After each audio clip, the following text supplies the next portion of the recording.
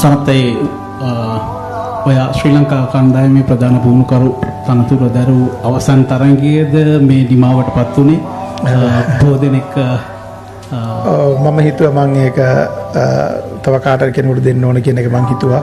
ඒකින්ද තමයි මම මාස දෙකකට වගේ ඉස්සෙල්ලා ඉංග්‍රීසි සීරීස් එකේදී කිව්වේ මම මේකේ ඉන්න බලාපොරොත්තුවක් නැහැ කියලා.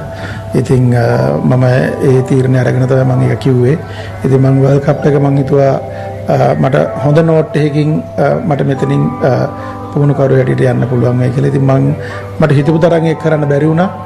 මට ඒක ගැන දුකයි. හැබැයි මම මේ තිබිච්ච තැන ඉඳලා මට පුළුවන්කමක් ලැබුණා මේ ටීම් එක අවුරුදු එකමාරක් විතර ODI ටීම් එක අපි 8-9 ඉඳලා චැම්පියන්ස් ට්‍රොෆි එකක්වත් ක්වොලිෆයි වෙච්ච නැතුව ඊටිපු ටීම් එකක් මට නම්බර් 4 එකට ගේන්න පුළුවන් වුණා. ටෙස්ට් ටීම් එක මම නම්බර් 6 එකට ගෙනාවා. T20 එක නම්බර් 6-7 පොසිෂන් එකට ගිහලා අපි හැම එකේම over 50% විනිං රේට් එකක් තියාගෙන මම ටීම් එක අරගෙන ආවා. මම තනියෙන් කරේ නෑ. මගේ සපෝට් ස්ටාෆ් එක මට මාර සපෝට් එකක් දුන්නා. පළවෙනි දවසේ ඉඳලා මම ආපු දවසේ මම එයාට කිව්වේ මට උදව් කරන්න. මොකද මම කෝච් කෙනෙක් හැටියට මට එක්ස්පීරියන්ස් එකක් තිබුණ නැහැ කියලා ඔයගොල්ලෝ ඔක්කොම දැක්කා. හැබැයි මම ගහපු ක්‍රිකට් එකේ හැටියට මට ඒක මැනේජ් කරන්න පුළුවන් වුණා.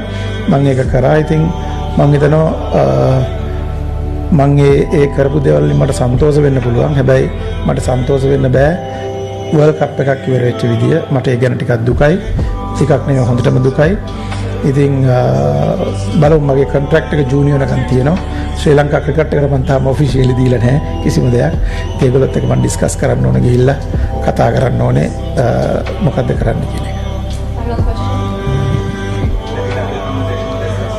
Not yet. That is why since I have told this, I've never had a discussion. They don't know actually.